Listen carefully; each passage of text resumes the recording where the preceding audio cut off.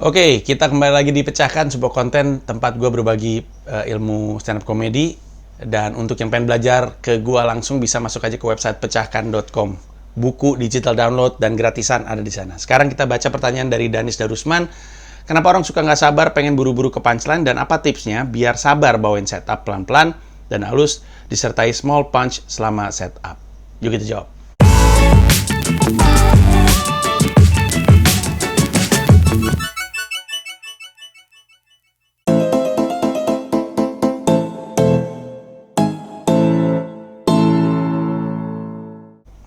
Oke, ini dalam pertanyaannya Danis tuh ada dua pernyataan yang sebenarnya mesti gue jelaskan dulu. Pertama gini, kenapa orang suka nggak sabar pengen buru-buru ke punchline? Kalau ini pertanyaannya, jawabannya adalah karena takut anyep. Stand up comedian itu memang cenderung kalau ngomong suka cepet-cepet karena dia nggak nyaman dengan heningnya penonton. Karena dia pengen bikin orang ketawa. Karena motivasinya kan yang pengen bikin orang ketawa.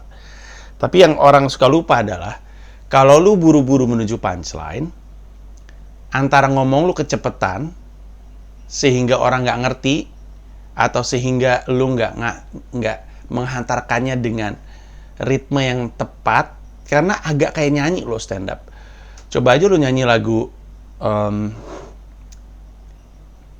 gini deh, lagunya Glenn yang Tuhan bila masih ku diberi kesempatan izinkan Lu kalau misalkan nyanyi sepenuh hati tapi ritmenya cepet ya, temponya lebih cepat dari biasa ya, Tuhan bila waktu kesempatan kan hilang feel-nya gitu. Feel-nya itu yang kita cari.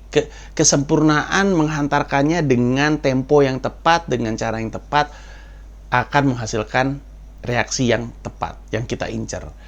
Nah, makanya ngomong jangan buru-buru itu alasannya adalah supaya orang ngerti dan supaya lu nganterinnya tepat gitu. Joke itu nggak berarti ketika lu bawain dengan cepat jadi lebih cepat lucu, enggak. Lu mesti nganterinnya dengan tepat. Jadi lu harus mau sabar. Dan ketika ada orang stand up comedian itu buru-buru ke punchline, kalau bukan karena kata-kata dipercepetin, beberapa poin dihilangin sama dia.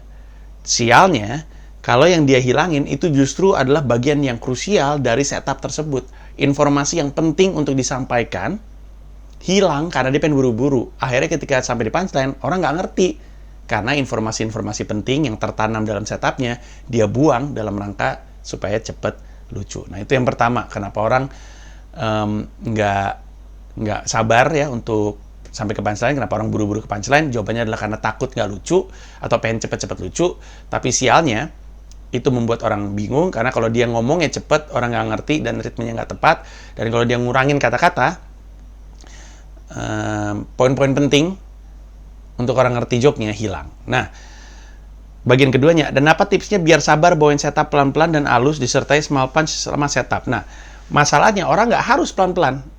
Kalau kalimat ini kan apa tipsnya biar sabar bawain setup pelan-pelan? Nggak mesti. Kalau mau buru-buru juga bisa, tergantung joke-nya. Kalau emang joke-nya didesain untuk kayak gitu, ya emang begitu harusnya. Jadi nggak semua joke harus pelan-pelan, ada joke yang emang harus buru-buru. Tergantung dengan penulisannya dan taunya gimana, ya tentu dari open mic dan dari pengalaman gitu. Tapi asumsinya emang dia tipe beat yang panjang dan harus pelan-pelan. Apa tipsnya biar sabar bawain setup pelan-pelan dan halus disertai small punch selama setup? Pertama-tama nggak harus ada half punch, nggak perlu ada punchline kecil menuju ke punchline di setupnya, nggak perlu. Bisa aja, udah setup aja biasa, tapi alasan supaya lu mau pelan-pelan adalah dengan lu ingat, kalau lu salah cara bawainnya, sedikit aja, titik dan komanya salah, joke itu mungkin nggak akan kena. Gue tahu persis karena si beat Shanghai itu udah gue bawain dari tahun 2010 sampai dengan sekarang, dan gue udah pernah nyoba, ada yang gue hilangin, ada yang gue cepetin, segala macam, efeknya nggak sama. Harus persis. Ya udah kayak lagu Glenn tadi yang gue contohin aja.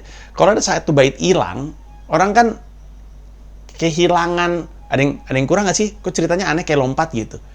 Atau feel-nya aja nggak enak, kayak offbeat gitu. Jadi lu mesti sadar, lu harus nyampein joke dengan tepat. Ini pernah gue bahas ada di playlist Pecahkan juga. Soal rahasia di balik beat andalan gue bilang yang membuat itu solid terus karena gue disiplin dalam membawakan. Kalau emang begini cara bawainnya, ya harus begini cara bawainnya. Nggak ada yang bisa dicepetin, nggak ada yang bisa dihilangin, nggak ada yang bisa dikurangin. Gitu.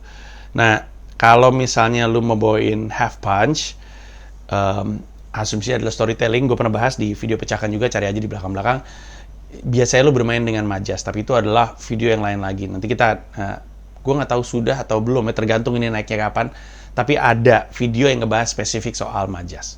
Ya, itu aja dari gue. Terima kasih banyak. Dan yang pengen belajar stand up comedy sama gue, silahkan masuk ke pecahkan.com. Thank you.